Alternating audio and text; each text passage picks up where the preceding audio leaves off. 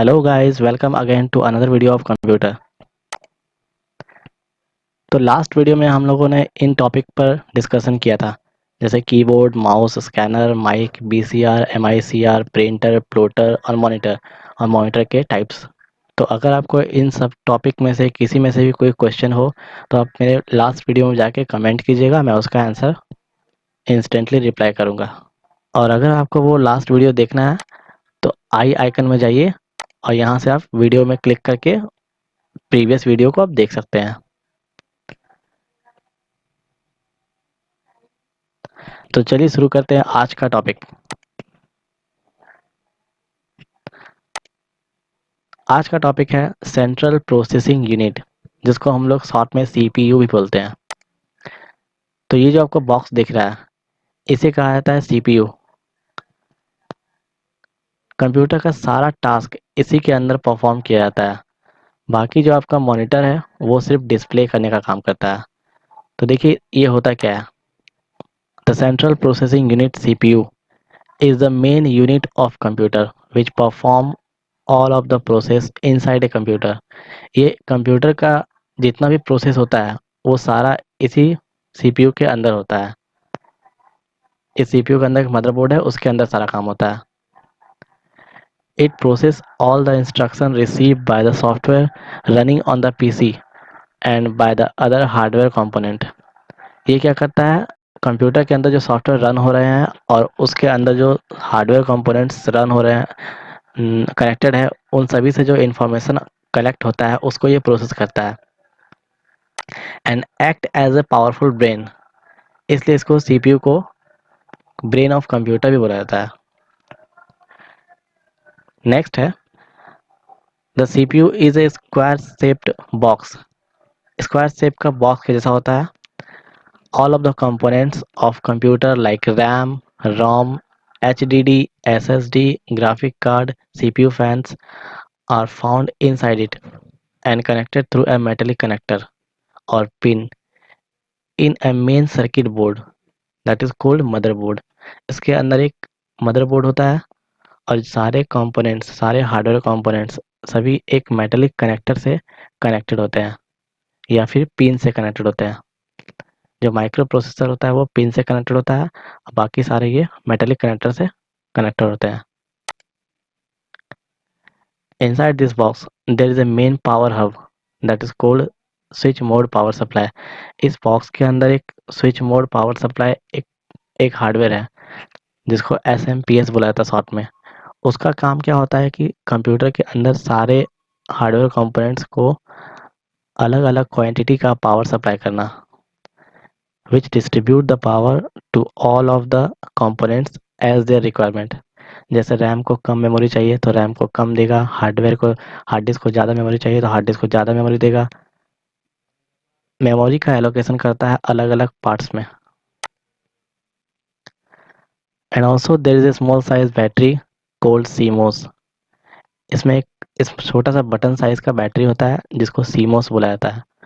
उसका काम है to control the date and times of computer. Computer का डेट एंड टाइम को कंट्रोल करना उसका काम होता है। देखते हो कि आप जब भी हम सिस्टम को शट डाउन कर देते हैं और नेक्स्ट डे जब हम सिस्टम को ऑन करते हैं तो वो करंट डेट दिखाता है, ना कि जिस डेट में वो शट डाउन हुआ था वो। क्योंकि डेट और टाइम जो होता है उसका बैटरी से कनेक्टेड होता है और उसी बैटरी से ही डेट और टाइम उसका मेंटेन किया जाता है। तो नेक्स्ट हम लोग देखते हैं सीपीयू के सारे कंपोनेंट्स के बारे में। Components inside the CPU. CPU ये होता है, इसके अंदर कौन कौन से कंपोनेंट्स होते हैं जो लगे होते हैं मदरबोर्ड से कनेक्टेड होते हैं। तो सबसे पहला मेन होता है प्रोसेसिंग यूनिट, जिसको बोला जाता है माइक्रो प्रोसेसर। इसी के नीचे के पार्ट में बहुत सारे मेटेलिक पिन होते हैं। इसी पिन से वो मदरबोर्ड के अंदर कनेक्टेड होते हैं। नेक्स्ट आता है रैम, रैंडम एक्सेस मेमोरी। ये जो आपका मेटेलिक कनेक्टर दिख रहा है इसी से रैम में कनेक्टेड होते हैं। नेक्स्ट है आपका रोम। ये जो पिन्स है इसके थ्रू ये कनेक्टेड होते हैं मदरबोर्ड से। रीड ओनली मेमोरी, रोम। नेक्स्ट आता है hard disc, HDD, hard disk drive. इसमें सीडी प्लेट्स होते हैं अंदर में लगे हुए और ये एक रीड और राइट का हेड होता है जिसके थ्रू ये डेटा को रीड और राइट करता है। इसी का शॉर्ट में आ गया, छोटा फॉर्म में कॉम्पैक्ट फॉर्म आ गया जिसको कहा गया एसएसडी, सॉलिड स्टेट ड्राइव। इसमें सीडी नहीं होता है, वो ये एक तरह का मेमोरी कार्ड के जैसा होता है। अब ये सारे कंपोनेंट्स मदरबोर्ड में कैसे कनेक्टेड होते हैं, कहाँ कहाँ कनेक्टेड होते हैं, वो आपको दिखाते हैं।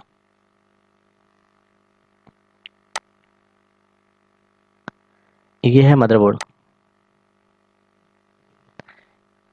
ये मदरबोर्ड है, ये सारे सॉकेट्स है, इसमें सब रैम रोम कहाँ कहाँ लगेगा वो दिखाया जाता है। देखिए, तो सबसे पहला आपको ये पार्ट दिख रहा है, ये रेड और ब्लैक का स्लॉट है, 4 स्लॉट है। ये रैम स्लॉट है जहाँ पे हम लोग रैम को लगाते हैं। ये एक्चुअली जो मदरबोर्ड है वो एक सीपीयू के अंदर का है, लैपटॉप के अंदर का मदरबोर्ड नहीं है। यहाँ पे रैम लगाया जाता है, चाहे 2 GB 4 GB 8 GB कितना भी। ये अलग अलग स्लॉट इसलिए दिया गया है क्योंकि हम लोग जब भी यूज़ करते हैं तो अगर हमको 8 GB का रैम यूज़ करना है तो हम लोग 4 4 GB का 2 यूज़ करते हैं। इससे फ़ायदा क्या होता है कि आपका काम कभी भी स्टॉप नहीं होगा। अगर आप 8 GB का रैम एक लगा देते हैं और वो अचानक से चलते चलते ख़राब हो गया तो क्या होगा, आपका सीपीयू बंद हो जाएगा, जितना भी टास्क आपने किया सारा लॉस्ट हो गया। तो इसलिए हम लोग 2 रैम लगाते हैं, एक रैम 4 GB का, दूसरा रैम फिर 4 GB का, या तो 2 2 GB का 4। इस तरह करके हम रैम को लगा सकते हैं, क्योंकि अगर एक रैम ख़राब भी हो जाता है अचानक से चलते चलते तो दूसरा रैम उसको बैकअप दे देता है और हम उस काम को फिर से कर सकते हैं कंटिन्यूअसली। नेक्स्ट आता है रोम, रीड ओनली मेमोरी। ये जो छोटा सा एक पार्ट दिख रहा है ये रोम होता है, रैम के पास में ही लगा होता है।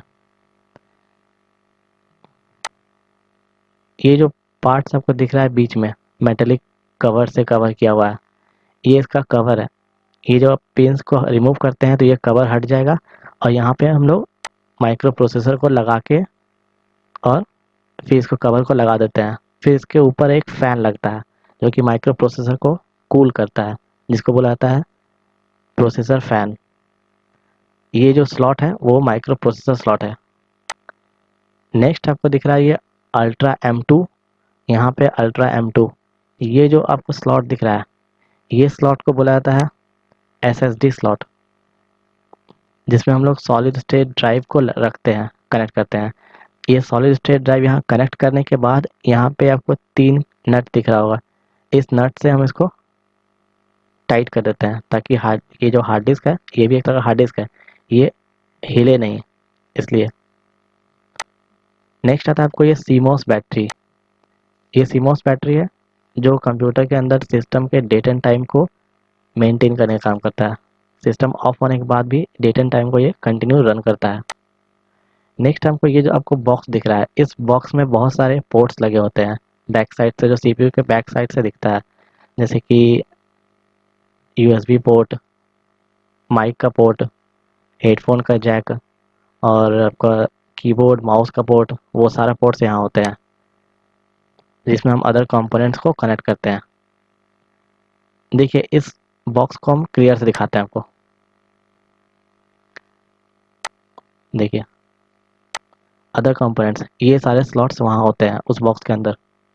जैसे फर्स्ट में आपको दिख रहा है, ये जो फर्स्ट में दिख रहा है ये कॉम्बो पैक है, ये कीबोर्ड और माउस का कॉम्बो पोर्ट है जिसमें कि कीबोर्ड और या फिर माउस दोनों में से कोई लगा सकते हैं, कोई एक। एक्चुअली ये पोर्ट सिंगल इसलिए रखा गया है क्योंकि ये पोर्ट बहुत ही पुराना पोर्ट है। इस पोर्ट को बोला जाता है PS2 पोर्ट। ये पोर्ट अब हट गया, अब इसके जगह में यूएसबी आ गया है, हम लोग कीबोर्ड माउस यहाँ भी लगा सकते हैं यूएसबी में भी। इसलिए इसको सिंगल दे दिया गया है ताकि अगर किसी के पास पुराना माउस या कीबोर्ड है तो वो यहाँ पे यूज़ कर सकते हैं। पर आपके सिस्टम में ये सब नहीं आता, ये सब हटा दिया गया है। नेक्स्ट आता है सेकंड पॉइंट में USB 3.0। ये जो पोर्ट आपको दिख रहा है ये USB 3.0 है। एक्चुअली देखिए ये जो 5 में आपको दिख रहा है USB, 2 में आपको दिख रहा है USB और 8 में भी आपको दिख रहा है USB, ये तीनों USB टाइप A है, USB A टाइप का USB है।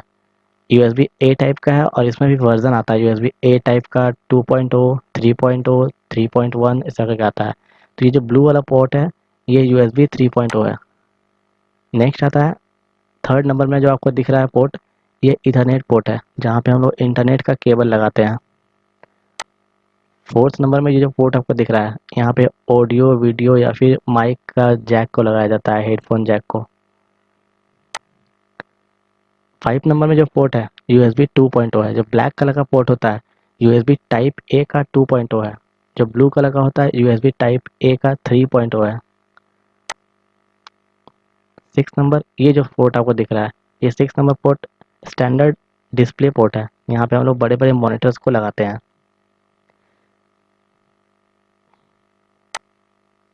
नेक्स्ट जो आपको पोर्ट दिख रहा है HDMI पोर्ट 7 नंबर, यहाँ पे ये HDMI पोर्ट है।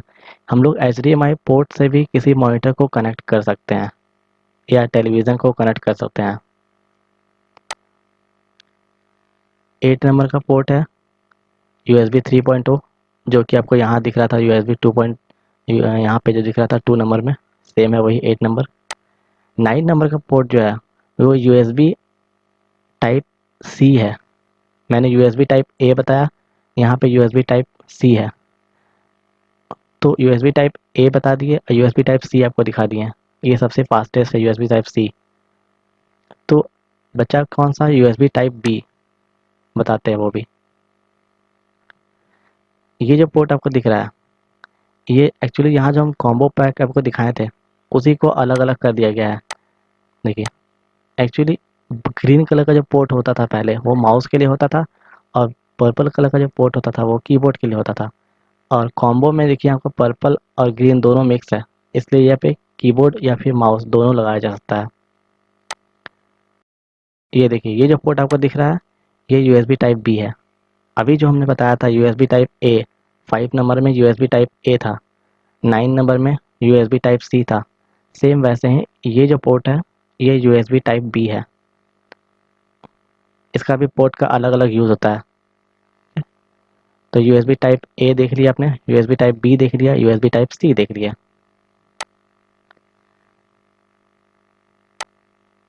नेक्स्ट हम लोग का टॉपिक आता है micro processor. Micro processor A processor or microprocessor is a small chip that resides in computers and other electronic device। ये एक ऐसा छोटा सा चिप होता है जो कि किसी भी कंप्यूटर या फिर इलेक्ट्रॉनिक डिवाइस के अंदर होता है। Its basic job is to receive input and provide the appropriate output. While this it may seem like a simple task, but modern processor can handle trillions of calculation per second। ये जो processor होता है ये एक CPU के अंदर लगा होता है। इसका काम होता है जितने भी इनपुट हम लोग रिसीव इसमें दे डालते हैं और इसको क्या प्रोसेस करना है और कैसे इसको आउटपुट को प्रोवाइड करवाना है, वो सारा इनपुट प्रोसेस और आउटपुट के सारे फंक्शंस को ये ऑपरेट करता है। इसी में सारा प्रोसेसिंग होता है, ऐड होना है, मल्टीप्लाई होना है, क्या होना है, फिर ये किसको डिवाइस को देगा, ALU को देगा, CU को देगा, ये कैसे कैसे डिवाइड करेगा फंक्शंस को वो दिखाता है। ये उसी सारे ऑपरेशंस को ये परफॉर्म करने का काम करता है माइक्रो प्रोसेसर। माइक्रो प्रोसेसर बहुत अलग अलग कंपनियां बनाती है, जैसे कि इंटेल हो गया, AMD हो गया, फिर एप्पल हो गया। तो इसका भी अपना अपना जनरेशन था। सबसे पहले जो आया वो कुछ नाम था उसका, फर्स्ट जनरेशन था, सेकेंड जनरेशन था, थर्ड जनरेशन था। जैसे कि एग्जाम्पल के जैसे कि डुअल कोर, पहले जो आया वो सिंगल कोर का था। कोर का मतलब होता है हैंड, समझ लीजिए कि आपका हैंड है। सिंगल कोर मीन्स आपका सिंगल हैंड है, आप एक हाथ से जो काम कर रहे हैं। फिर आया डुअल कोर, डुअल कोर मतलब दो हैंड है इसमें। मतलब कोर मतलब ये जो साइड होता है ना, ये साइड्स को बोला जाता है कोर। ये इधर से भी वर्क कर रहा है और इधर से भी वर्क कर रहा है, लेफ्ट साइड से भी वर्क कर रहा है और राइट साइड से भी वर्क कर रहा है, यानी कि ये डुअल कोर है। फिर आया डुअल कोर के बाद आया Intel core i3। Dual core का ही जो नेक्स्ट जनरेशन आया i3, ठीक है। उसके बाद आया i5, फिर आया i7। तो ये सारे जो प्रोसेसर आप बताया भी ये सारा इंटेल का प्रोसेसर है। नेक्स्ट आपका E1 E2, ये जो प्रोसेसर है वो AMD का मैन्युफैक्चरिंग कंपनी बनाती है। M1 M2 ये जो प्रोसेसर है वो एप्पल कंपनी का लैपटॉप में आपको सिस्टम में आपको मिलेगा। तो ये सारे अलग अलग कंपनियों के प्रोसेसर के नाम हैं। इसमें भी जनरेशन आता है, जैसे i3 i5 i7 तीन जनरेशन, तीन तो आपका प्रोसेसर बन गया। पर अब जब नेक्स्ट जनरेशन बनेगा तो i3 का सेकेंड जनरेशन, i5 का सेकेंड जनरेशन, i7 का सेकेंड जनरेशन, उस तरह i3 का 8 जनरेशन अभी चल रहा है, i5 का 8 जनरेशन अभी चल रहा है, सारे का 8 जनरेशन तक पहुंच चुका है। अगर किसी के पास i5 i3 का 8 जनरेशन है और किसी के पास i5 का 5 जनरेशन है, तो i5 का 5th जनरेशन जो होगा i3 का 8 जनरेशन से स्लो होगा। i3 डेवलप होते होते i3 5 के जनरेशन से आगे बढ़ गया, यानी कि वो i3 जो 8 जनरेशन होगा वो i5 का फर्स्ट जनरेशन सेकेंड जनरेशन से ज़्यादा फास्ट होगा। वैसे ही i5 का 8th जनरेशन i7 के फर्स्ट जनरेशन सेकेंड जनरेशन से ज़्यादा फास्ट होगा। ठीक है, इसलिए जनरेशन को देख के लेना ज़रूरी है। अगर कोई बोलता है कि आप i3 का 8 जनरेशन मिल रहा है और हम i2 का i5 का आपको सेकेंड जनरेशन दे रहे हैं, तो वैसा ज़रूरत नहीं है, वो जो मत मत लीजिए, क्योंकि i3 का आप 8 जनरेशन ले लीजिए, i5 का सेकेंड जनरेशन से बेटर परफॉर्म करेगा। देखिए, ये जो कंपनी जो है इंटेल है, AMD है, एनवीडिया जो है वो आपको ग्राफिक्स बनाने वाली कंपनी है। सैमसंग भी प्रोसेसर बनाती है, AMD भी प्रोसेसर बनाती है, एनवीडिया जो है ग्राफिक्स प्रोसेसर बनाने का काम करती है। इंटेल भी कंप्यूटर प्रोसेसर बनाती है, सैमसंग भी प्रोसेसर बनाती है, ये मोबाइल भी प्रोसेसर बनाती है और सिस्टम का भी प्रोसेसर बनाती है। नेक्स्ट टॉपिक आता है आपका रैम। रैम मेटालिक कनेक्टर से मदरबोर्ड से कनेक्टेड होता है। बोर्ड में आपको दिखाया था कहाँ पे कनेक्टेड होता है, स्लॉट में लगा होता है, यहाँ पे 4 स्लॉट होता है। ठीक है, इसका फुल फॉर्म होता है रैंडम एक्सेस मेमोरी। ठीक है, RAM, random access memory. RAM is a primary internal memory of CPU। ये जो होता है सबसे प्राइमरी इंटरनल मेमोरी है। हार्ड डिस्क तो एक्सटर्नल आ गया, प्राइमरी में आता है आपको रैम ही, जो कि CPU में डेटा को स्टोर करने का काम करता है। जब हम किसी डेटा को सेव करते हैं तब वो हार्ड डिस्क में जाता है, जब तक हम सेव नहीं किए हैं तब तक वो रैम में रहता है। इसका काम क्या हो गया, तो storing data, program and program result, ये सबको स्टोर करके थोड़ा देर के लिए अपने पास रखता है। इसको वोलाटाइल मेमोरी भी बोला जाता है, क्योंकि इसमें डेटा कुछ देर के लिए होता है। देखिए, it is a read write memory which store data until the machine is working. ये रीड राइट मेमोरी है जो कि मशीन जब तक ऑन है तब तक ही वो डेटा को स्टोर कर रखता है। जैसे मशीन ऑफ हो गया तो रैम का डेटा जो होता है वो लॉस्ट हो जाता है, इसीलिए इसको बोला गया है RAM is also known as volatile memory. देखिए, as soon as the data, it is a read write memory which store, sorry, it is a read-write memory which store data until the machine is working. As soon as the machine is powered off, data is erased. जब तक machine on है तभी तक इसमें data store होता है, जैसे machine of होता है डेटा इसका इरेज हो जाता है। इसलिए इसको वोलाटाइल मेमोरी भी बोला जाता है। वोलाटाइल का मतलब होता है जो अपने डेटा को बस थोड़ा देर के लिए रखता है। इसको वोलाटाइल को हिंदी में बोला जाता है क्षणभंगुर, मतलब तुरंत में वो हट जाता है।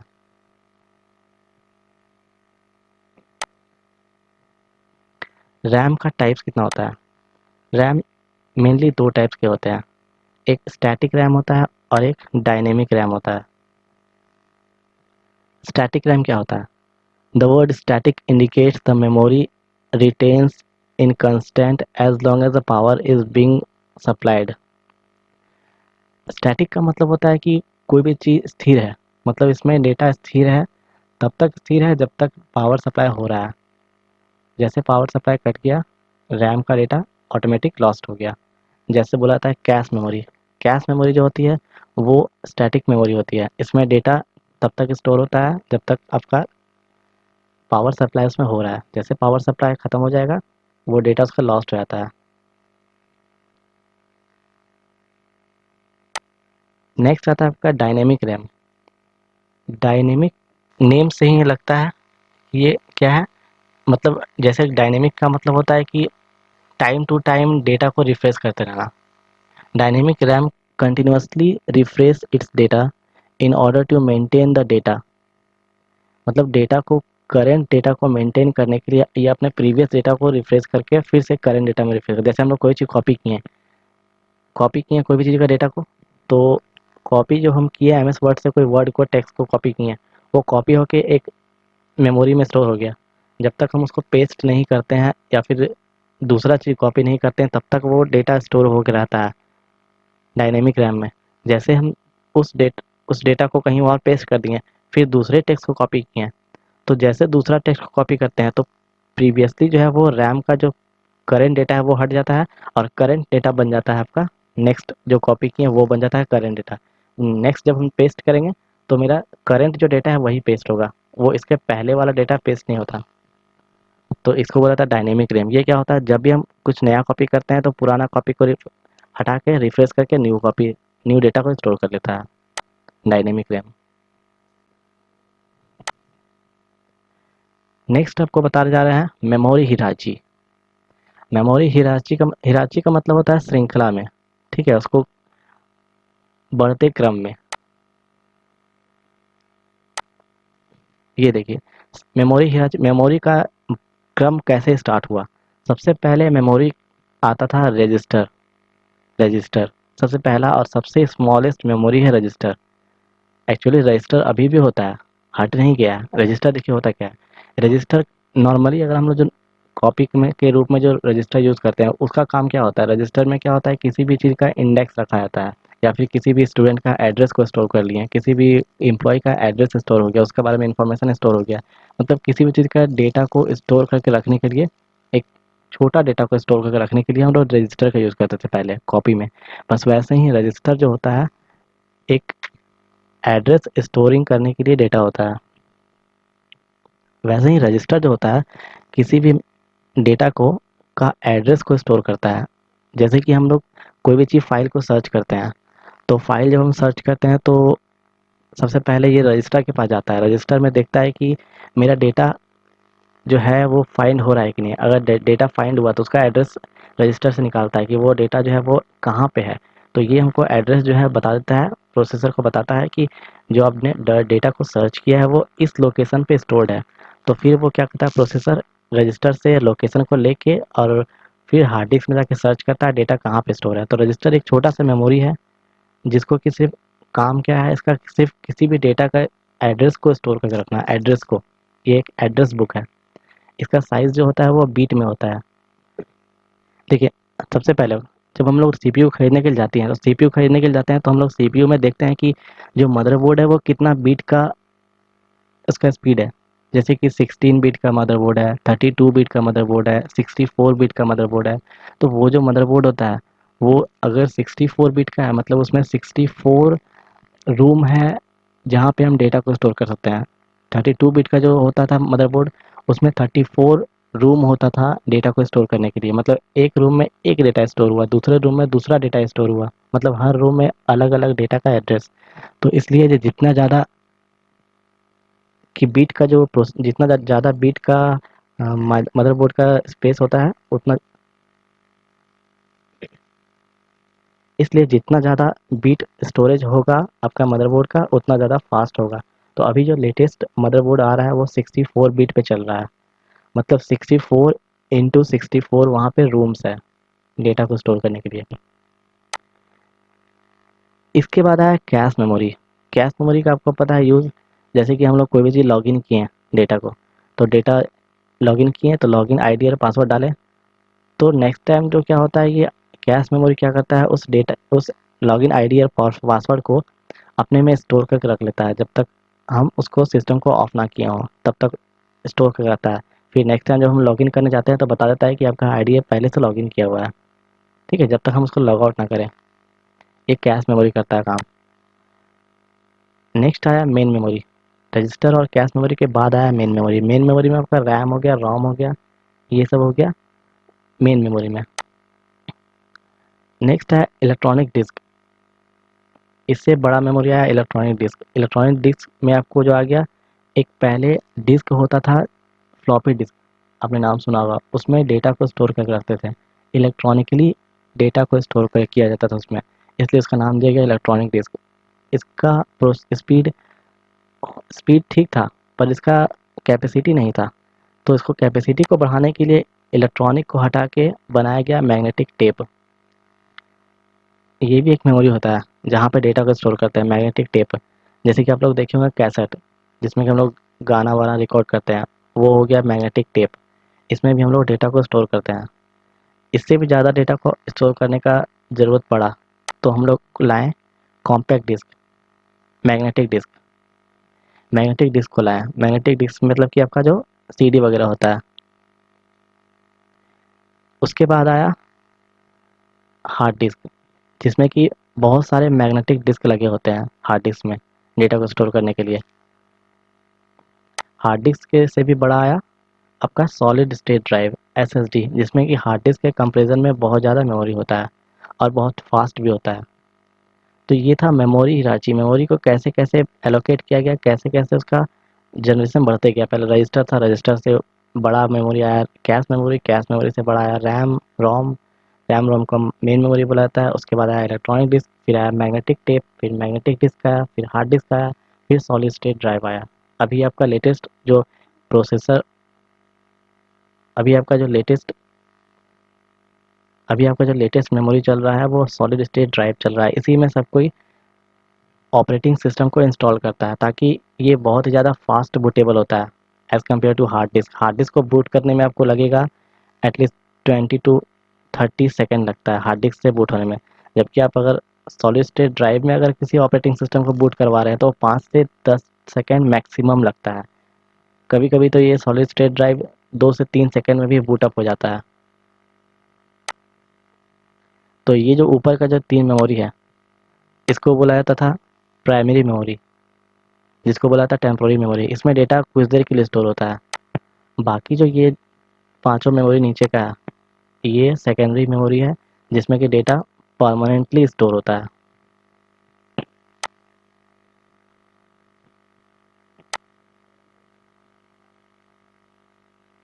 नेक्स्ट हम लोग पढ़ेंगे function of processing unit. Processing unit के फंक्शन क्या होते हैं, वो कैसे परफॉर्म करता है टास्क को। ये जो बॉक्स आपको दिख रहा है ये सीपीयू है। सीपीयू में कौन कौन से पार्ट्स कैसे कैसे परफॉर्म करते हैं वो देखिए। सबसे पहले होता है इनपुट। जब भी हम लोग कंप्यूटर में कुछ भी डेटा को इनपुट किए हैं, जैसे कि हम लोग 2+2 को इनपुट किए हैं, तो वो क्या हुआ, इनपुट हुआ। वो डेटा स्टोर होके गया सीपीयू के अंदर कीबोर्ड से। तो जैसे डेटा इनपुट होता है वो जाता है कहाँ, मेमोरी में। मेमोरी मतलब रैम में आता है। रैम में आया तो रैम से आपके पास कंट्रोल यूनिट होता है, उसके अंदर कंट्रोल यूनिट के पास पहुंच गया डेटा। सीपीयू के अंदर कंट्रोल यूनिट होता है, जो उसके पास डेटा पहुंच गया 2+2। और ये जो मेमोरी यहाँ पर लिखा हुआ है, मेमोरी यूनिट का मतलब वो रैम। रैम से आगे आपके पास कंट्रोल यूनिट के पास। अब कंट्रोल यूनिट ही होता है जो कि सीपीयू के अंदर का सारा परफॉर्मेंस को कंट्रोल करेगा। तो वो देख रहा है कि जो आप आपने डेटा जो इनपुट किया है वो 2+2 है, यानी कि इसको इसमें ऑपरेटर लगा हुआ है प्लस ऑपरेटर, यानी कि आप मैथमेटिकल ऑपरेशन करना चाहते हैं। तो मैथमेटिकल ऑपरेशन को करने के लिए कंप्यूटर के अंदर सीपीयू के अंदर एक पार्ट्स लगा हुआ है जिसका नाम है ALU, arithmetical and logical operation. ये करने के लिए एएलयू पार्ट है। तो ये कंट्रोल यूनिट क्या करेगा, डिसीजन लेगा कि उस डेटा को एएलयू के पास भेज देते हैं। तो वो चला गया एएलयू के पास। एएलयू के पास जब डेटा जाता है तो एएलयू उसको क्या करता है, देखता है कि प्लस ऑपरेटर है, उसको ऐड कर देता है। ऐड करने के बाद एएलयू क्या करेगा, डायरेक्ट आउटपुट तो नहीं निकालेगा, वो देगा कंट्रोल यूनिट को कि ये लीजिए आपका डेटा ऐड होके 4 आंसर आ गया। अब 4 आंसर आया तो 4 आपका वहाँ पे मॉनिटर पे डिस्प्ले करेगा। तो मॉनिटर पे डिस्प्ले करने का काम है, तो कंट्रोल यूनिट क्या किया, पहले उसको मॉनिटर पे डिस्प्ले करवा दिया कि 4, ये लीजिए आपका 4 आ गया। और जैसे मॉनिटर पे डिस्प्ले हुआ, यानी कि मॉनिटर पे डिस्प्ले कुछ भी चीज़ आया तो वो कुछ देर के लिए आपका रैम में भी स्टोर हुआ। तो वो मेमोरी यूनिट में भी आके स्टोर हो गया रैम में, कि आपने जो 2+2 का इनपुट किया उसका आंसर आया 4, मेमोरी यूनिट में आके सेव हो गया। जब हम लोग चाहते हैं कि अब इस डेटा को हम चाहते हैं सेव कर दें, तो सेव करना चाहते हैं तो क्या होता है कि कंट्रोल यूनिट उसको mass storage unit, hard disk, chip, memory card जो भी होता है उसमें आप सेव कर सकते हैं उस डेटा को। और फिर दोबारा अगर हम चाहें उस फाइल को ओपन करना तो मेमोरी यूनिट से फिर से वो कंट्रोल यूनिट उसको ओपन कर लेता है और फिर से उस परफॉर्मेंस को फिर से कैलकुलेट करता है। तो इस तरह कोई भी फंक्शन परफॉर्म होता है सीपीयू के अंदर। पहले इनपुट होता है, इनपुट से डेटा आता है कंट्रोल यूनिट के पास। Control unit memory control unit decide करता है कि उसको कहाँ भेजना है, एएलयू के पास भेजना है या फिर प्रिंट आउट करना है या फिर मास स्टोरिंग करना है, एएलयू डिसाइड करता है। अगर आपने प्ले बटन में क्लिक किया तो प्ले बटन में क्लिक कर किया यानी कि प्ले कर रहा है, यानी कि वो MP3 है। या फिर कोई वीडियो प्ले किया तो वीडियो प्ले किया तो प्ले में जैसे क्लिक करता है तो कंट्रोल यूनिट देखता है कि वो डेटा को प्ले करना चाहता है। तो वो डेटा है क्या, वो एक वीडियो है कि ऑडियो है। अगर वो ऑडियो है तो इसका स्पीकर में आउटपुट निकाल देगा, अगर वो वीडियो है तो स्पीकर प्लस मॉनिटर दोनों में आउटपुट निकालेगा, ना कि एएलयू के पास भेजेगा। क्योंकि जिस टाइप का डेटा होगा उसके अकॉर्डिंग उसका टास्क को परफॉर्म करेगा वो। तो ये सारा परफॉर्मेंस जो होता है वो कंट्रोल यूनिट डिसाइड करता है कि सीपीयू के अंदर कहाँ कहाँ क्या करवाना है। तो ये था फंक्शंस ऑफ प्रोसेसिंग यूनिट। तो हम लोग नेक्स्ट क्लास में पढ़ेंगे नंबर सिस्टम। नंबर सिस्टम क्या होता है, उसके कितने टाइप्स है, उसको कैसे कन्वर्ट किया जाता है। तो नेक्स्ट क्लास जो होगा बहुत ही ज़्यादा इंपॉर्टेंट क्लास होने जा रहा है। नंबर सिस्टम का क्वेश्चन आपको एसएससी बैंकिंग हर जगह आपको पूछा जाता है। तो अगर जो लोग कंपटीशन का तैयारी करते हैं वो लोग नेक्स्ट लेक्चर को ज़रूर देखें।